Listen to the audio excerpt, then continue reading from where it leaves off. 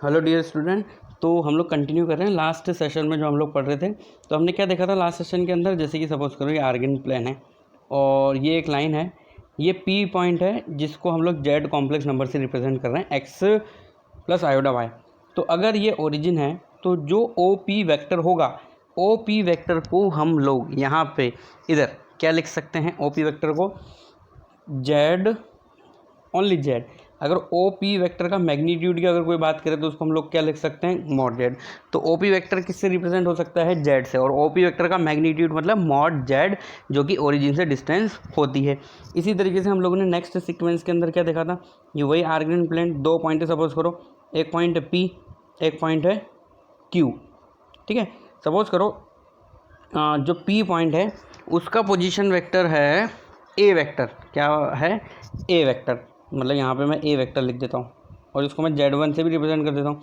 इसी तरीके से Q का पोजीशन वेक्टर है बी वेक्टर, जिसको मैं Z2 से भी रिप्रेजेंट कर देता हूँ। मतलब हम लोग वेक्टर और कॉम्प्लेक्स नंबर को एक ही लाइन से रिप्रेजेंट कर सकते हैं, या जो पॉइंट वेक्टर से रिप्रेजेंट हो सकता है वो कॉम्प्लेक्स नंबर से भी रिप्रेजेंट हो सकता है। ठीक है, तो सपोज करो अगर हम लोगों को पी क्यू वेक्टर निकालना है, ठीक है, तो पी क्यू वेक्टर के लिए थोड़ी सी जनरल नॉलेज हम लोगों को होनी चाहिए। ये होता है O Q vector minus O P vector. अब ओ क्यू वेक्टर है क्या, actually B vector minus A vector, ऐसा हम लिख सकते हैं। इसी तरीके से हम लोग पी क्यू वेक्टर जो है इस तरीके से भी यहाँ पे लिख सकते हैं। तो ये तो है हमारा ओ क्यू, ये पी क्यू, मतलब सॉरी ये ओ पी, ये ओ क्यू, ये ओरिजिन है। तो अब हमें पी क्यू लिखना है, पी क्यू वेक्टर। तो पी क्यू वेक्टर निकालने के लिए जैसे यहाँ पे B vector minus A vector किया, वैसे ही मैं यहाँ पे क्या लिख सकता हूँ, Z2 माइनस Z1। और इसकी डिस्टेंस की भी हम लोगों ने बात करी थी कि पी क्यू वेक्टर का जो डिस्टेंस है वो कितना हो जाएगा, Z2 माइनस Z1 का मॉड। ओके, चलो अब हम लोग बात करते हैं, जैसे कि हम लोगों ने लास्ट क्लास के अंदर देखा था mid point of line segment, है ना, और internal and external bisection of internal and external division of line. ठीक है, अब इसी तरीके से नेक्स्ट पॉइंट है, if Z1 Z2 Z3 are vertices of triangle ABC। Triangle ABC के वर्टाइसेस है, मतलब कैसे, देखो ये A है जो कॉम्प्लेक्स नंबर Z1 से रिप्रेजेंट हो रहा है, ये B पॉइंट है जो कॉम्प्लेक्स नंबर Z2 से रिप्रेजेंट हो रहा है, ये C पॉइंट है जो कॉम्प्लेक्स नंबर Z3 से रिप्रेजेंट हो रहा है।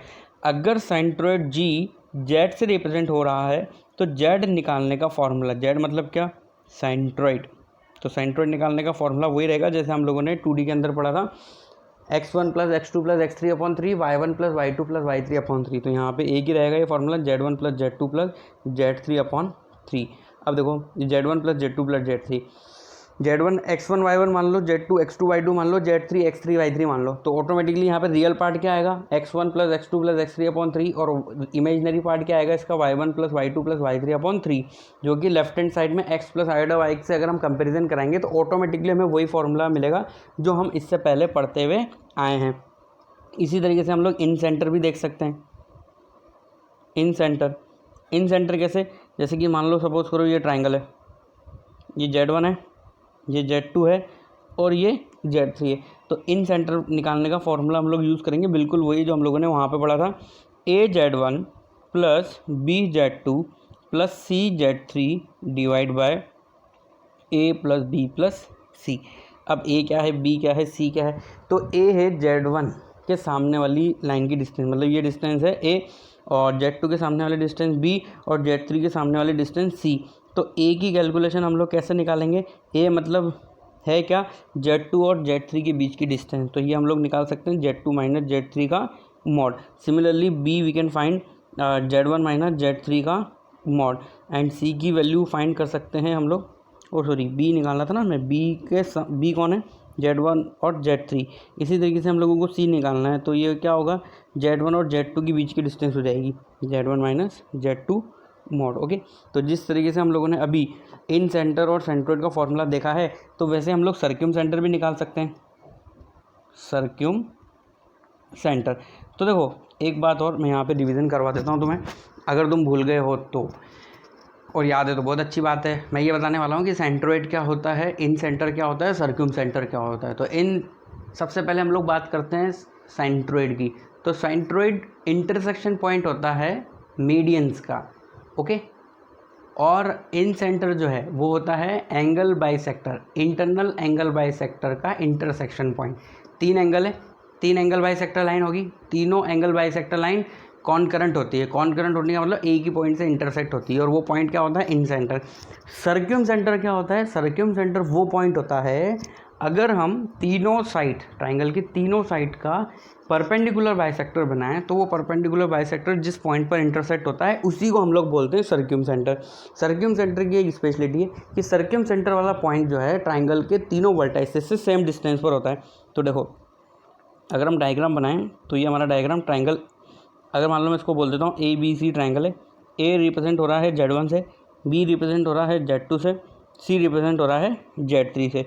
अगर ये P पॉइंट सर्क्यूम सेंटर है तो हमें पता है कि P की जो डिस्टेंस है, P की A से डिस्टेंस और P की B से डिस्टेंस और P की C से डिस्टेंस इक्वल होगी। और ये क्या होती है? Actually radius of circumcircle. Circumcircle कहाँ बनेगा? तीनों वर्टाइसेस से पास होने वाला एक सर्कल, ठीक है। तो पी ए का मतलब क्या है? पी अगर मान लो जेड है तो Z minus Z1, P B का मतलब जेड माइनस Z2, इसी तरीके से पी सी का मतलब जेड माइनस Z3। अब यहाँ पे हम लोग ऑर्थो सेंटर का फॉर्मूला देख नहीं रहे क्योंकि उसका कोई फॉर्मूला होता नहीं है, बट फिर भी स्टिल ऑर्थो सेंटर होता क्या है? तीनों हाइट या फिर एल्टीट्यूड का इंटरसेक्शन पॉइंट जो होता है उसको हम लोग बोलते हैं ऑर्थो सेंटर। क्लियर? बात समझ में आ रही? अब देखो, हमने जो पढ़ा अभी, जो नॉलेज हम लोगों ने ली, उससे रिलेटेड एक क्वेश्चन सॉल्व करते हैं हम। If Z1, Z2, Z3, Z4 are vertices of, are consecutive है ना, मतलब कॉन्जिक्यूटिव मतलब Z1 है, पहले Z2 है, फिर Z3, फिर Z4 है, आर कॉन्जिक्यूटिव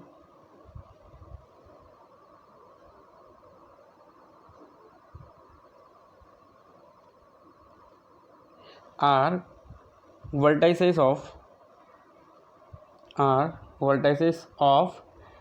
पैरेललोग्राम। पैरेललोग्राम मतलब मैं डायग्राम से रिप्रेजेंट कर दे रहा हूँ। एक पैरेललोग्राम है हमारे पास, ये Z1 है, ये Z2 है, ये Z3 है, ये Z4 है। देन ऑप्शंस में से कौन सा सही होगा? A option Z1 plus Z2 plus Z3 plus Z4 is equal to 0, and B option is Z1 plus Z2 is equal to Z3 plus Z4। C option is Z1 plus Z3 is equal to Z2 plus Z4, and D option is none of this. तो यहाँ पे तुम लोगों को pause करके ये question try करना चाहिए एक बार, ठीक है। अब देखो, मैं बता देता हूँ ये क्वेश्चन कैसे सोल्व होगा। इस क्वेश्चन को सोल्व करने के लिए बस हमें इतनी सी बात पता होनी चाहिए कि जो ये पैरेललोग्राम होता है, इसके जो डायगोनल होते हैं, डायगोनल, ये एक दूसरे को क्या करते हैं? बाइसेक्ट करते हैं। अगर बाइसेक्ट करते हैं इसका मतलब हम लोग बोल सकते हैं यहाँ पे diagonal of parallelogram bisect to each other. मतलब अगर मैं मिड पॉइंट निकालूँ Z1 Z3 का या फिर Z2 Z4 का तो सेम होगा। तो इसका मतलब हम लोग लिख सकते हैं यहाँ पे mid point of Z1 Z3 and Z2 Z4 is same point. अब देखो, इन दोनों का मिड पॉइंट क्या होगा? Z1 plus Z3/2। इसी तरीके से Z2 Z4 को मिलाने वाली लाइन का मिड पॉइंट क्या होगा? Z2 plus Z4/2। अब 2 से 2 को कट कर दो तो आंसर क्या आ जाएगा? Z1 plus Z3 is equal to Z2 plus Z4। Clear? तो यहाँ से हम लोग आंसर बता सकते हैं ऑप्शन नंबर सी। क्लियर? तो अब हम लोग आगे बढ़ते हैं। अभी तक हम लोगों ने क्या देखा? कॉम्प्लेक्स नंबर के बारे में, पॉइंट, लाइन और ये सब। अब जैसा कि मैंने तुम्हें बताया था कि कॉम्प्लेक्स नंबर है तो वो पॉइंट को रिप्रेजेंट कर रहा है। तो पॉइंट है, कोऑर्डिनेट ज्योमेट्री है, तो कहीं ना कहीं कोऑर्डिनेट ज्योमेट्री वाला जो सीन है पूरा का पूरा, चाहे किसी की भी इक्वेशन हो, लाइन की, सर्कल की, ये सब हम कॉम्प्लेक्स नंबर से रिप्रेजेंट कर सकते हैं। तो हम एग्जाम्पल कर करके ये सब धीरे धीरे समझते हैं। और तुम इस सेशन को अगर समझ में ना आया ना तो दोबारा देखना। वैसे सिंपल है, एक ही बार में समझ में आ जाएगा, बट थोड़ा यहाँ पे कंसंट्रेशन लगाने की ज़रूरत है। ठीक है, अब देखो यहाँ पे मैं एक नोट लिख रहा हूँ जो हम लोगों को याद रखना है। Mod of Z2 minus Z1 का मतलब होता है मॉड Z2 माइनस Z1। अगर मान लो ऐसा लिखा होता है mod of Z2 minus Z1 implies a line segment joining Z1 Z2। इसका मतलब क्या होता है, mod of Z2 minus Z1 का implies a line segment joining Z1 Z2, मतलब वही डिस्टेंस Z1 Z2 के बीच की। अब देखो एक एग्जांपल देखो, यहाँ पे हम लोगों को सपोज करो लोकस निकालना है, फाइंड लोकस ऑफ Z। अब है ना, बहुत से लोग ऐसे बोलेंगे सर लोकस क्या होता है, तो लोकस के बारे में हम क्लास में जब हम लोगों की रेगुलर क्लास चलती थी तो हम लोग डिस्कशन कर चुके हैं कि लोकस क्या होता है। लोकस होता है अगर कोई भी पॉइंट किसी रूल को फॉलो करते हुए चलेगा, अगर सीधा चलेगा तो स्ट्रेट लाइन होगा लोकस, अगर वो मतलब ऐसे गोलाकार सर्कल बना देगा तो पॉइंट का लोकस होगा सर्कल। तो लोकस क्या होती है, कोई भी शेप हो सकती है। ठीक है, तो लोकस हमें निकालना है, लोकस ऑफ Z। मैक्सिमम आगे आने वाले क्वेश्चन का ये हेडिंग होगी, find the locus of Z। अब है क्या वो, mod of Z minus 2 is equal to mod of Z minus 4। ठीक है, तो देखो लोकस और ऐसा कुछ भी समझ में नहीं आया ना, तो एक तरीका तो हमारे पास हमेशा है, Z is equal to x plus iota y रख दो। इस मेथड से हमेशा लोकस आने की जो है मतलब फुल संभावना रहती है। तो Z is equal to suppose करो अगर मैंने एक्स प्लस आयोडा वाई रखा, तो यहाँ से मैं क्या लिखूँगा, देखो इसको x plus iota y minus 2 का mod is equal to x plus iota y minus 4 का मॉड। अब रियल पार्ट अलग, इमेजिनरी पार्ट अलग करो, x minus 2 plus iota y is equal to x minus 4 plus iota y. ठीक है, अब दोनों तरफ अगर मैं स्क्वायर कर दूंगा तो मॉड वाला अंडर रूट यहाँ से गायब हो जाएगा। तो इसको क्या लिखेंगे हम, एक्स माइनस 2 का स्क्वायर प्लस वाई का square is equal to x minus 4 का स्क्वायर प्लस वाई स्क्वायर। अब देखो y square x square, y square x square, तो यहाँ पे भी आएगा। ठीक है, तो इधर क्या एक्स्ट्रा आने वाले, minus 4x plus 4 is equal to minus 8x plus 16। तो अगर इसको हम लोग सॉल्व करते हैं तो यहाँ से हम लोगों के पास देखो ये माइनस 8x है, इधर जाके क्या हो जाएगा ये 4x, और ये 4 उधर जाके कितना हो जाएगा 12। तो इसका मतलब ये x इज इक्वल टू 3 एक लाइन आई। अब x is equal to 3 line तो सभी लोग जानते ही हैं, x is equal to 3 line क्या होती है, y एक्सिस के पैरेलल एक लाइन है, y एक्सिस के पैरेलल एक लाइन है। ओके, अब देखो इस बात को ध्यान से समझना, ये हो गया हमारे y एक्सिस, ये हो गई x एक्सिस, अभी तक कोई दिक्कत नहीं है। ठीक है, अब यहाँ पे ये z माइनस 2 लिखा है, क्या लिखा है, z माइनस 2। तो अगर मैं इस z माइनस 2 को ऐसे कंपेरिजन करूँ, z minus Z1 is equal to Z minus Z2 से अगर मैं कंपेरिजन करता हूँ तो क्या तुम Z1 मुझे बता सकते हो। तो अगर मैं इससे कंपेयर करता हूँ तो Z1 इज इक्वल टू मेरे को मिल रहा है 2 Z1 2 मतलब 2 comma sorry Z1 is equal to 2 मतलब 2,0। तो ये हो गया हम लोगों का 2,0, यहाँ पे कहीं होगा ये 2,0 इधर आ गया। और Z2 इज इक्वल टू कितना हो रहा है 4, मतलब ये हो गया 4,0। ठीक है, अब हमारा जो आंसर आया है वो क्या है, x is equal to 3। x is equal to 3 का मतलब क्या है, इन दोनों के मिड पॉइंट से जाने वाली एक लाइन, मिड पॉइंट से जाने वाली लाइन है। ओके, बात समझ में आ गई यहाँ पे। तो देखो ये लाइन हम लोगों का आंसर है x इज इक्वल टू 3। इसका मतलब ये हुआ कि जब भी ऐसा कुछ लिखा हुआ हो, यहाँ पे इस तरह का कोई स्टेटमेंट दिया हो, Z minus Z1 is equal to Z minus Z2, तो Z का जो लोकस होगा वो लोकस होने वाला है, locus of Z is the perpendicular bisector of the line joining Z1 and Z2। इसका मतलब क्या हुआ, देखो तुम है ना ये डिस्टेंस निकाल लो, ये दोनों डिस्टेंस सेम है और ये इसके परपेंडिकुलर भी है। यहाँ पे कोई भी पॉइंट ले लो तो वो 2,0 से और 4,0 से हमेशा क्या होगा, सेम डिस्टेंस पर होगा। क्या होगा, सेम डिस्टेंस पर। ऐसे अगर हम निकालें तो ये सब की सब डिस्टेंस क्या होने वाली है, सेम। तो इस क्वेश्चन के अंदर जो हमने सीखा ना उसको हम नॉट की फॉर्म में लिख देते हैं। Not if it is written like Z minus Z1 is equal to Z minus Z2, अगर ऐसा लिखा हुआ है देन इसका क्या मीनिंग है, इसका मीनिंग है कि locus of Z is the perpendicular bisector perpendicular bisector, यहाँ पे मैं थोड़ा शॉर्ट फॉर्म यूज़ कर रहा हूँ, ये पूरा परपेंडिकुलर बाइसेक्टर इसको रीड करेंगे। Perpendicular bisector of the line joining Z1 and Z2। तो इस क्वेश्चन के अंदर जो अभी हम लोगों ने सॉल्व किया वहाँ पे Z1 2 था और Z2 जो था वो क्या था 4। ओके, तो Z minus Z1 is equal to Z minus Z2 implies locus of Z is perpendicular bisector of the line segment joining of the line लिखो या फिर लाइन सेगमेंट लिखो, है ना, line segment of line segment joining Z1 and Z2। Clear, यहाँ तक बात समझ में आ गई। अब देखो थोड़ा सा डिफरेंट कैटेगरी का हम लोग क्वेश्चन सॉल्व करते हैं। ये तो बात हम लोगों को क्लियर हो गई। जैसे कि अगर उसी में एग्जांपल और करना चाहते हो तो एग्जांपल भी कर लेते हैं। देखो है ना एक आध, जैसे कि सपोज करो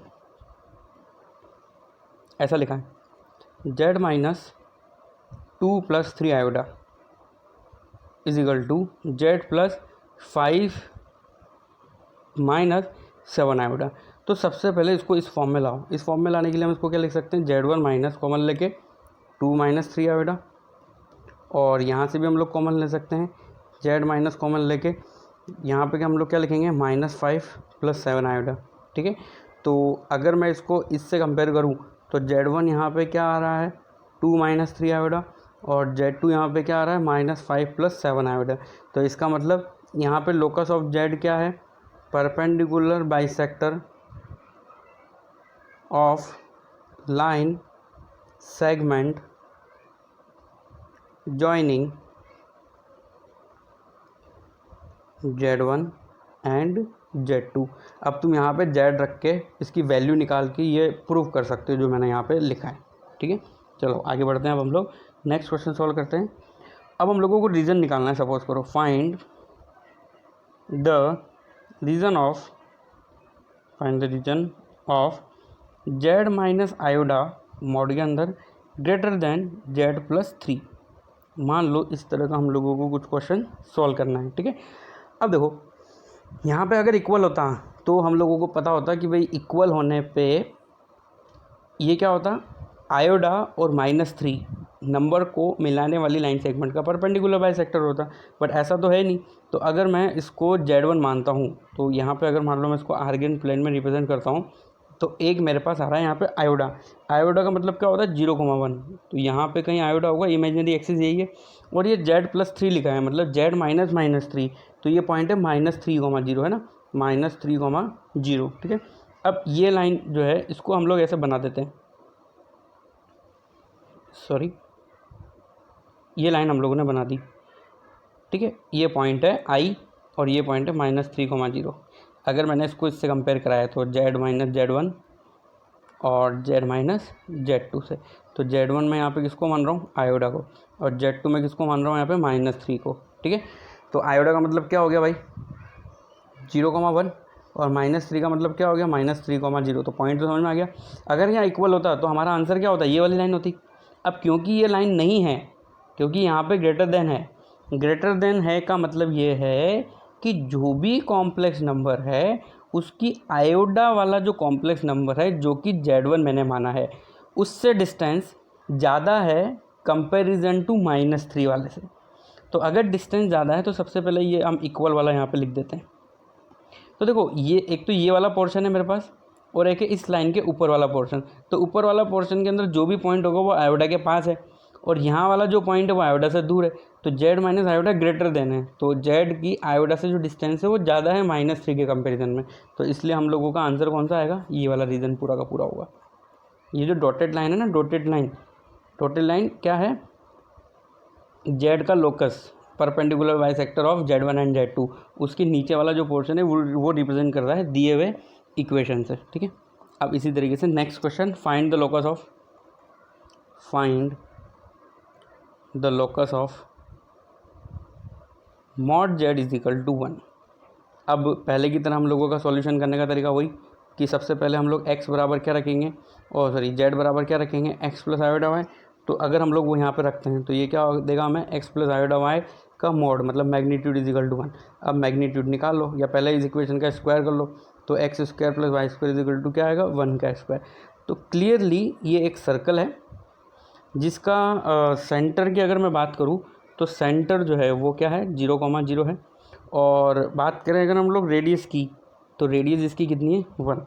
तो यहाँ से अगर मैं इसका डायग्राम बनाना चाहूँ तो ये एक सर्कल को रिप्रेजेंट कर रहा है जिसकी रेडियस 1 है और सेंटर कितना है 0,0। तो अगर हम लोगों ने ये क्वेश्चन सॉल्व किया है तो एक हम लोग पॉइंट यहाँ पे देख सकते हैं इसी क्वेश्चन की हेल्प से, नॉट कि mod Z is equal to R. ये जो इक्वेशन होती है ना, ये एक सर्कल की इक्वेशन होती है। ये किसकी इक्वेशन होती है? सर्कल, जिसका सेंटर होता है, ये स्टैंडर्ड सर्कल है जिसका सेंटर होता है 0,0 और रेडियस की जो वैल्यू होती है वो कितनी होती है आर। अब सिर्फ यही इक्वेशन होती है सर्कल का, ऐसा नहीं है। एक और तरीके से हम लोग सर्कल की इक्वेशन को रिप्रेजेंट कर सकते हैं। जैसे कि सपोज करो हमें लोकस निकालना है z-3 का मॉड इज इक्वल टू 4 का, ठीक है। अब ये क्वेश्चन है तो इसका सॉल्यूशन करने के लिए हम क्या करेंगे, z बराबर क्या रखेंगे सबसे पहले x प्लस आयोडा वाई। तो चलो x प्लस आयोडा वाई रख देते हैं, ठीक है। तो x plus iota y -3 is equal to 4। अब रियल पार्ट के साथ, इमेजनरी पार्ट के साथ इज इक्वल टू 4। तो ये हमें आपसे वैल्यू क्या देगा, x -3 का होल स्क्वायर प्लस y का whole square is equal to 4 का भी स्क्वायर यहाँ पे हो जाएगा, क्योंकि हम लोगों ने दोनों तरफ स्क्वायर किया है, ऐसा मान लो, ठीक है। तो क्लियरली ये एक सर्कल है जिसका जो सेंटर है वो क्या है 3,0 और यहाँ पे अगर रेडियस की बात करें तो वो 4 है। तो इस इक्वेशन से हम लोगों को ये समझ में आया कि अगर ऐसी कोई इक्वेशन लिखी है z-z1 का mod is equal to a, तो क्लियरली ये एक सर्कल को रिप्रेजेंट करता है जिसका सेंटर होता है z1। और बात करें अगर हम रेडियस की, तो रेडियस इज इक्वल टू होती है a। Example, mod of z-3 + 4 iota is equal to 5। अब देखो उसको मैं क्या लिख सकता हूँ, z-3 - 4 आयोडा, माइनस कॉमन ले लिया हमने यहाँ पे, इज इक्वल टू 5। तो ये एक सर्कल है और इस सर्कल का जो सेंटर है, centre of this circle is equal to 3, -4 and radius is equal to 5। तो ये किसकी इक्वेशन होती है, एक सर्कल की जिसका सेंटर होता है z1, जिसका सर्कल का सेंटर होता है z1 और रेडियस कितनी होती है a। तो ये एक सर्कल की इक्वेशन को रिप्रेजेंट करता है। तो ये बात समझ में आई। अब इससे रिलेटेड क्वेश्चन हम लोग नेक्स्ट क्लास के अंदर डिस्कस करेंगे।